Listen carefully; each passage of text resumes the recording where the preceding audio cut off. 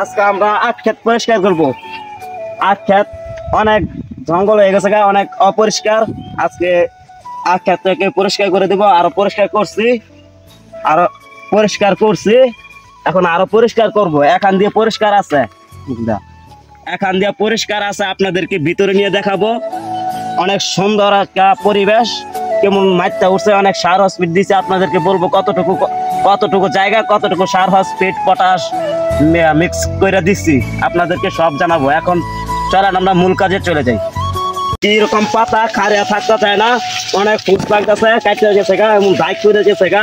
আমরা এক জায়গায় বৈশা কথা বলি, বৈশা কথা বলবো আর পরিষ্কার করবো। দেখুন বন্ধুরা, কি জঙ্গল, করে অপরিষ্কার, গাছ বসে বইয়া গেছে গা। এইগুলো পরিষ্কার করে দিতে হইব।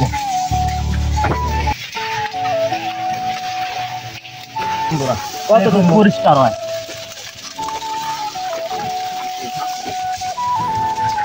পুতা পাতা কি মাথা মারছে।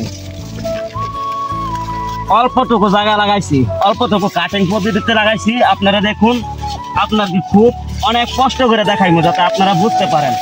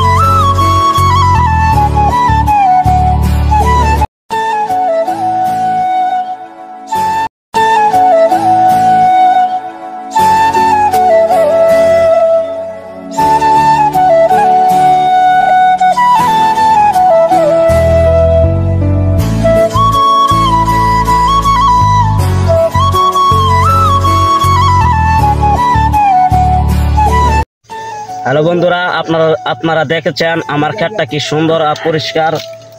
এখন আপনাদেরকে বলবো কতটুকু সার আর কতটুকু হসপিট পটাশ দিয়েছি। আমার জমি আছে আনুমানিক 5 ডিসিম, মানে 2.5 থেকে 3 গুণ্ঠা। 5 ডিসিমই আনুমানিক বললাম। আমি সার দিলাম 3 কেজি সার, 3 কেজি হসপিট, 3 কেজি পটাশ, আর একটা ওষুধ দিয়েছি যে আখ মোটা হওয়ার জন্য। ভালো, আমার সাইজটা অনেক ভালো হয়েছে, আখ ক্ষেতটা অনেক লাভজনক হতে পারবো।